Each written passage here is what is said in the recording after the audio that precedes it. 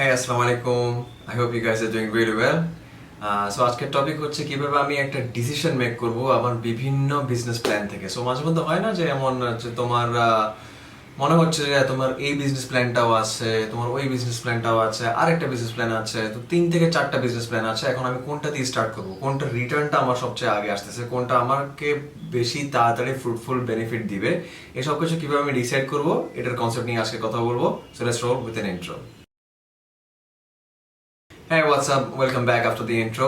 So first of all আমি 3টে business আমি সিলেক্ট করে নিই। একটা হচ্ছে আমার ই কমার্স বিজনেস, লেটস আমি জুতা বিক্রি করব, অনলাইনে আমি জুতা বিক্রি করবো, এটার একটা ভালো ক্রেজ আছে এখন, এটা আমি সিলেক্ট করলাম।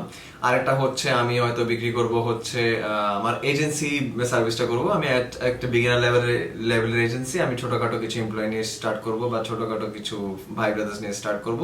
দেন থার্ড হচ্ছে আমার আমি একটা কন্টেন্ট ক্রিয়েশন কাজ করবো, যেখানে আমার অ্যাফিলিয়েট লিঙ্ক থাকবে, ওইখান থেকে আমি হালকা কিছু আর্ন করবো, অটোমেটেড ইউটিউব চ্যানেল যেগুলো থাকে আর কি, রিলস ক্রিয়েট করবো, ক্রিয়েট করবো, এটার জন্য।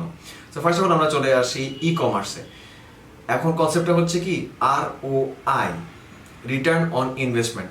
আমি একটা মাস ফিক্স করব যে একটা মাসের জন্য আমার কত ইনভেস্ট করা লাগতেছে, ইনভেস্ট করার পরে আমার আসল ব্যাক পাওয়ার পরে আমি কত প্রফিট করতেছি সেটা বের করব, সেটা বের করার পরে আমি 100 দিয়ে মাল্টিপ্লাই করব। কিভাবে? ROI উপরে থাকবে, একটা টাইপেন দিবা, উপরে থাকবে আমার টোটাল প্রফিটটা, ঠিক আছে?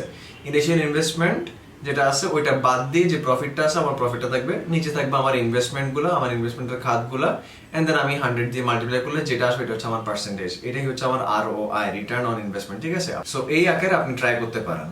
আচ্ছা, এখন ফার্স্ট অফ অল আমি আসি আমার ই কমার্স বিজনেসে। ই কমার্স বিজনেসে আমার হয়তো রিটার্ন আসছে 30,000। আমি একটা ফেসবুক পেজ দিয়ে স্টার্ট করছি, আমি কিছু ডলার বুস্ট করতেছি।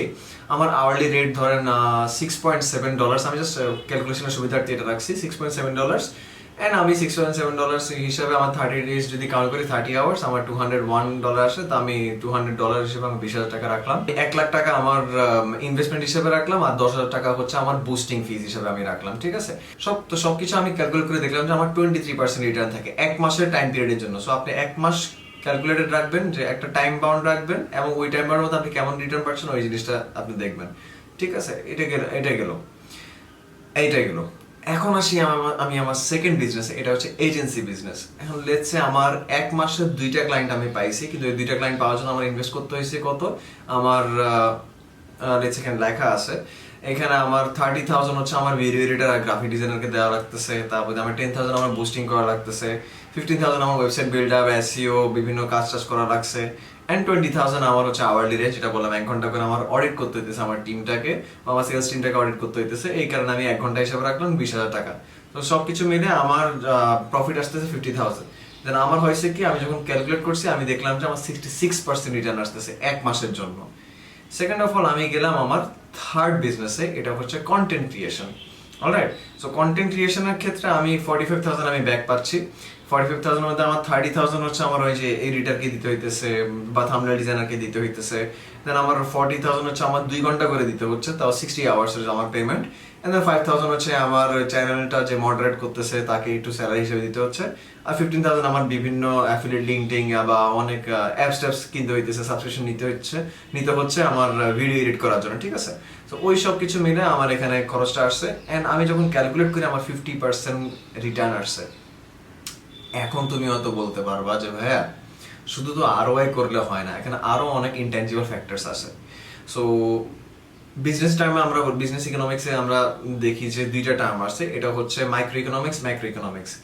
মাইক্রো ইকোনমিক্সের এলিমেন্টস গুলা তুমি ইউটিলাইজ করতে পারো, বা ওইটাকে তুমি ডাইভার্ট করতে পারো, বা ওইটাকে তুমি দিক পরিবর্তন করতে পারো। বাট ম্যাক্রো ইকোনমিক্স যেগুলো, যে লেটস সে সামনে নির্বাচন, ঠিক আছে? নির্বাচনের কারণে হয়তো তুমি এজেন্সি বিজনেসটা ভালো মতো করতে পারতেছো না, তোমার সেলস এর লোকরা ফিল্ডে যাইতে পারতেছে না, মিটিং ফিক্স হইতেছে, ফিল্ডে যাইতে পারতেছে না, বা কেউ ইচ্ছুক না, সবাই রাজনীতি নিয়ে একটু উত্থান পতনে আছে। তো এটা একটা এমন একটা জিনিস যেটা কারণে তোমার ব্যবসাটা সামহাও ক্ষতি হচ্ছে। এই ফ্যাক্টরস গুলো তুমি সামহাও তুমি এড়াইতে পারতেছো না, এই জিনিসগুলো কিন্তু বিবেচনা রাখতে হবে। শুধু ROI-টা হচ্ছে জাস্ট ম্যাথমেটিক্যাল টার্মে তুমি দেখতেছো যে তোমার কোন জিনিসটা হইতেছে, কোন জিনিসটা তুমি মানে কেমন রিটার্ন পাইতেছো, এটা একটা mathematical term পাইতেছো, valuation পাইতেছো।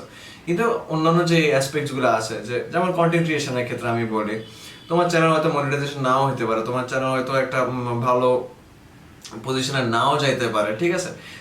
Let's say monetization না হলে তুমি অ্যাফিলিয়েট কিভাবে করবে, আর্নিংটা কিভাবে হবে? এই যে 45,000 আমরা এস্টিমেট করছি, এটা তো তোমার হচ্ছে পজিটিভ ক্ষেত্রে, যে যদি বিজনেসটা ভালো হয়।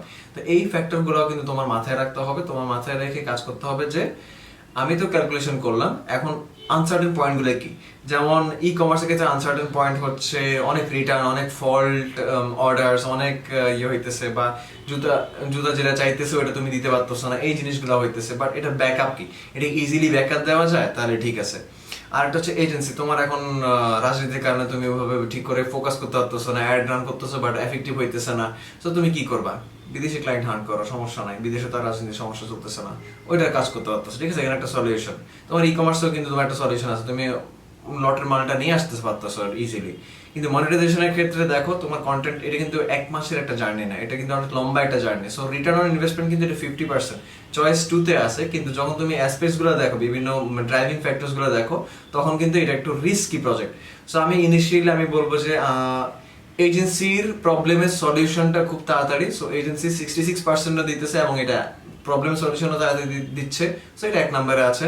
ই কমার্সের সলিউশনটা একটু টাইম লেন্দি, যে তুমি একটা অর্ডার দিলে, লটের মাল আসলো, তারপরে তুমি সেল করলা, তোমার কাস্টমারকে একটু বসায় রাখলা, এই জিনিসটা একটু টাইম কনজিউমিং, বাট সলভ করার মতো, ঠিক আছে, এই জিনিসটা হলো। আবার রাজনৈতিক সমস্যা হলে কিন্তু লটের মাল আটকে যেতেছে, তো এখানে একটা সমস্যা হতে পারে, স্টিল এটা ফিক্সেবল। তো এটা সেকেন্ড পজিশনে আছে, যদিও এটা 23% দেয়, এটা সেকেন্ড পজিশনে আছে। আর কন্টেন্ট কন্টেন্ট বা অ্যাফিলিয়েশন, এটা হচ্ছে পুরোপুরি আনসার্টেন একটা জিনিস। তুমি অ্যালগোরিদমের সাথে খেলতেছো, তুমি অ্যালগোরিদমের সাথে কাজ করতেছো। সো আমি বলবো যে তুমি যদি এই বিজনেস ডিসিশন নিতে চাও যে আমি এই এক মাসের মধ্যে যদি রিটার্ন পেতে চাই, আমি কোন কাজটা করবো, এজেন্সিটা স্টার্ট করে দাও। আর ই কমার্স এবং কন্টেন্ট বা অ্যাফিলিয়েশন যদি হয়, আমি বলবো যে এজেন্সির সাথে যেহেতু রিলেভেন্ট, কন্টেন্টটা শুরু করে দেবো তোমার এজেন্সির লোকদের মাধ্যমে, কস্টিং একটু কমে যাবে। আর ই কমার্সটা পরে স্টার্ট করো, এটা করতে পারো, যেটা 23% রিটার্ন আসলেই কম, কাজ সবকিছু ভালো গেলেও কিন্তু রিটার্ন কম। So go for the like in the third position. আর কন্টেন্টটা যা করছে, অ্যালগরিদম হচ্ছে এমন একটা জিনিস, তুমি যদি রেগুলারিটি মেনটেন করো, কন্টেন্ট যদি ওইভাবে দিতে থাকো, এটা কাজ করবে। বাট হ্যাঁ, ইনকেস যদি কাজ না করে, একটা প্ল্যান আনসাকসেসফুল হইতেই পারে। বাট ওইটাই, শুধু আরওআই এর উপরে ডিপেন্ডেন্ট হবে না, বিভিন্ন অ্যাসপেক্টস গুলো দেখবা, দেন একটা ক্লিয়ার ডিসিশন নিবা যে কোনটা করলে আমার জন্য বেটার হয় at this moment. And unsuccessful হইতেও পারে জিনিসগুলো, কিন্তু মানে হিট ব্যাক করতেও পারে। সো এটাতে ঘাবড়ানোর কিছু নাই, জাস্ট আরওআইটা যদি বেশি পজিটিভ থাকে, গো ফর ইট। অ্যাসপেক্টস গুলো যদি বেশি পজিটিভ থাকে, প্রবলেমের সলিউশন যদি বেশি ইজি হয়, go for it for the first choice. And then পরেরটাতে কোনটা ড্রাইভিং ফ্যাক্টরতে কম ইয়ে করতেছে, গো ফর দ্যাট। বাট যদি আরওআই যদি খুবই কম থাকে, দেন দেখো পজিটিভলি হলেও কিন্তু রিটার্নটা কম, so why would you try for that. So এমন একটাতে যাবে এটাতে রিটার্ন আসে, রিস্কও আছে, কিন্তু হলে ভালো। সো আমি প্রথম বলছিলাম যে ই কমার্সের দিকে যেতে, বাট আই থিঙ্ক তোমার এজেন্সিটাতে আগে যেতে হবে, দেন কন্টেন্ট, দেন তোমার ই কমার্স, বিকজ এখানে নাম্বার প্লাস লজিক্যাল অ্যাসপেক্টস গুলো কিন্তু কম্বাইন্ডলি মানে অ্যালাইন করছে একটা লাইনে। So go for it. So if you have any sort of decision making phase তোমার লাইফেও, যে আমি মাস্টার্সের জন্য কি বাইরে যাব, আমি কি মাস্টার্স দেশে থেকে একটা বিজনেস স্টার্ট করব, আমি কি বিয়ে করে ফেলবো, নাকি এরপরে মাস্টার্স করব, অনেক কিছু আছে তোমার।